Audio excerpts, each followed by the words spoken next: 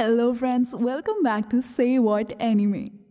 इसके बाद सबके सब ब्लैक टावर जाने की तैयारी करने लगते हैं, जहां सील यूजीन के साथ जाएगी। सील यूजीन को अपने साथ चलने कहती है, उसे अपनी मॉम के लिए प्रेजेंट ढूंढना है। मार्केट में घूमते हुए सील यूजीन से उसके बर्थडे के बारे में पूछती है, जो कुछ महीने पहले ही था। यूजीन कहता है, मैंने कुछ खास नहीं किया उस दिन, मैं सिर्फ कुछ किताबें पढ़ रहा था रेड टावर में। इसके बाद यूजीन सील से पूछता है कि तुम्हारे यहाँ होने का असली रीजन क्या है, और वो लेडी कार्मेन के साथ आगे क्या क्या प्लान करके आई है। उसे समझ नहीं आता कि यूजीन को ये सब ऐसा क्यों लग रहा है। एक्चुअली में सील कार्मेन को अपना मेंटर बनाना चाहती है। वो ना ही पेट्रियार्क बनना चाहती है, ना ही वो कोई अरेंज मैरिज करना चाहती है। वो सिर्फ कार्मेन से जादू सीखना चाहती है। यूजीन उसे कॉम्प्लीमेंट देता है कि ये अच्छी बात है कि तुम कुछ सीखना चाहती हो, अपने परिवार के पैसों पे पलने की जगह। उसके बाद सील उसका हाथ पकड़कर उससे लंच पर चलने कहती है। दूसरी जगह अंडरग्राउंड टावर में नीथन अपने खून से लथपथ हाथ साफ कर रहा है, ये कहते हुए कि अब इसकी मौत हो चुकी है। कार्मेन कहती है, इतना सारा टॉर्चर इसे दिया फिर भी इसने अपना मुंह नहीं खोला, जिसका मतलब इसे सच में कुछ नहीं पता था। नीथन बताता है ये लो लेवल का मैजिशियन लायन हार्ट के साथ कोई डायरेक्ट कांटेक्ट बनाना चाहता था। शायद ये कोई बेवकूफ था या इसे पता नहीं था कि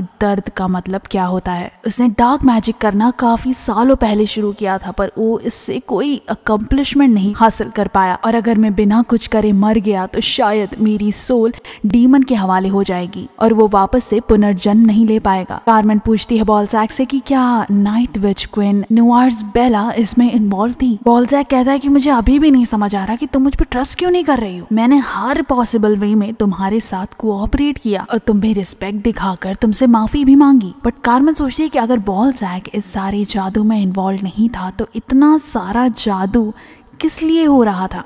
बॉलजैक कहता है, अगर मैं इसमें इन्वॉल्व होता तो मैं सावधानी बरतता ताकि किसी को पता ना चले कि एक्चुअली में हो क्या रहा है। बॉलजैक कहता है, डीमन किंग ऑफ इनकार्सनेशन ने मुझ पर अपना प्यार बरसाया हुआ है, इसीलिए मेरे काफी सारे दुश्मन भी बने हुए हैं। तो शायद जो कोई मुझसे नफरत करता है उनमें से एक ने मुझे ऐसे पूरी सिचुएशन में डालने के लिए ये सब प्लान बनाया था। और तो और ऐसा कोई प्रूफ भी नहीं है जिससे साबित हो सकता है कि मैं इन सब में इन्वॉल्व था। बॉलजैक कहता है, मुझ पे डाउट करने से ज्यादा तुम्हें अपने लायन हार्ट फैमिली पर ध्यान देना चाहिए, शायद इसके पीछे तुम में से ही कोई एक था। कार्मेन इसके आगे उसे कुछ बोलने से मना कर देती है, क्योंकि वो कहती है कि तुम्हें पता नहीं लायन हार्ट फैमिली के बारे में कुछ बुरा बोलने का मतलब क्या होता है, तुम उसकी पनिशमेंट नहीं झेल पाओगे। बॉलजैक कहता है, मैं टावर मास्टर हूँ और डीमन किंग ऑफ इनकार्सनेशन का सर्वेंट हूँ, इसलिए मैं इससे आगे कोई बेइज्जती नहीं टॉलरेट करूंगा। गियोन लड़ाई के लिए तैयार हो जाता है क्योंकि उसे लगता है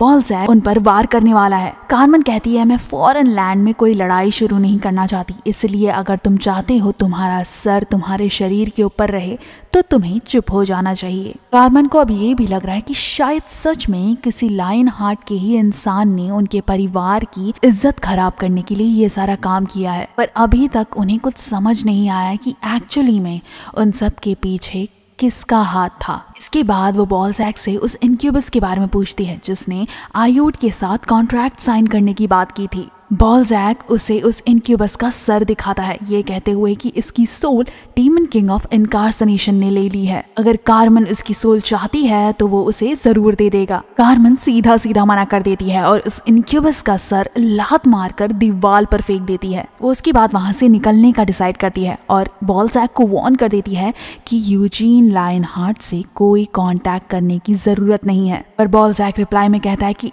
इकलौता इंसान जो मुझे ऑर्डर्स दे सकता है वो है डीमन किंग ऑफ इनकार्सनेशन। तुम्हारे पास कोई राइट नहीं है मुझे क्या करना चाहिए और क्या नहीं करना चाहिए ये बताने के लिए। कार्मेन गुस्से में वहां से निकल जाती है। बाहर निकलते समय वो गियोन से पूछती है कि तुम्हें इन सारी सिचुएशन के बारे में क्या लग रहा है। कार्मेन को लग रहा है कि अमीलिया मोवन इस सब में इन्वॉल्व हो सकती है, क्योंकि वो इकलौती इंसान है जिसे डार्क मास्टर और डार्क मैजिक से दिक्कत होती है। गियोन पूछता है, अगर अमीलिया इन सब में इन्वॉल्व है तो शायद नहामा भी उसके साथ इन सब में इन्वॉल्व हो सकता है। कैमरन कहती है, नहामा पर भी मुझे शक है, शायद कुछ ही सालों में उनकी तरफ से वॉर होने वाली है और अगर नहामा अटैक करता है तो कील को भी अपना अटैक दोहराना होगा, जिसके लिए वो लायन हार्ट को भी कांटेक्ट करेंगे। वो गियोन से पूछती है कि अगर मैंने बॉलजैक की बातें पहले इग्नोर कर दी होती तो इन सब का रिजल्ट क्या होता। गियोन कहता है कि आपको छोड़कर हर कोई वहाँ पर मर चुका होता। कैमरन कहती है कि मैंने कोई एक्शन इसलिए नहीं लिया क्योंकि मैं भी डाउट में हूँ कि एक्चुअली यहाँ पर हुआ क्या था। वो कहती है कि अब से आयोड पर ब्लैक लायन की नजर हमेशा रहेगी। वो उसे मारेंगे तो नहीं क्योंकि वो मेन फैमिली का बच्चा है, पर उसे कोई चांस नहीं मिलने वाला और अब उसे परिवार के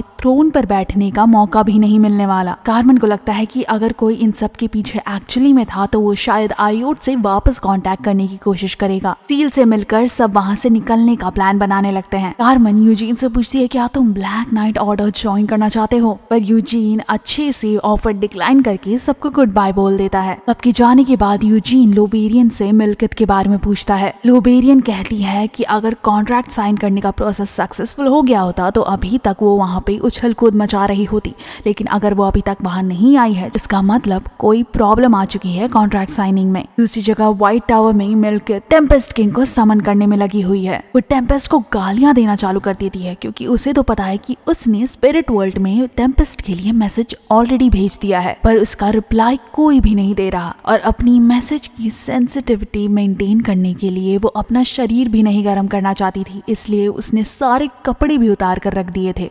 वो उसे वापस एक बार समन करने की कोशिश करती है। Oh great king of wind spirits, master of hurricanes, I Milkit ओहायो ask you to form a contract with me. अचानक से उसे एक सरप्राइज मिलता है।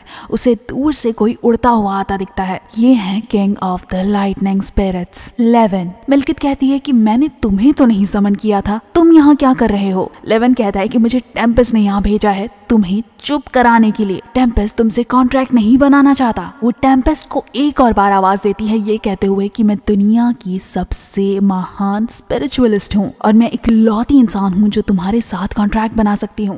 वो टेम्पेस्ट को समन करने की कोशिश में कहती है कि मैं तुम्हें वो सारी चीजें दे सकती हूँ जो तुम चाहते हो, पर रिप्लाई में उसे 11 की आवाज सुनाई देती है ये कहते हुए कि कॉन्ट्रैक्टी के पास तो कोई शर्म ही नहीं है। वो वापस से टेम्पेस्ट को चिल्लाकर वहां समन करने की कोशिश करती है, लेकिन रिटर्न में उसे टेम्पेस्ट शॉक दे देता है। जाने से पहले 11 उसे बताते हुए जाता है कि टेम्पेस्ट रेल्म के नॉर्दर्न रीजन में जाना चाहते हैं जो आज तक किसी ने भी कॉन्कर नहीं किया है।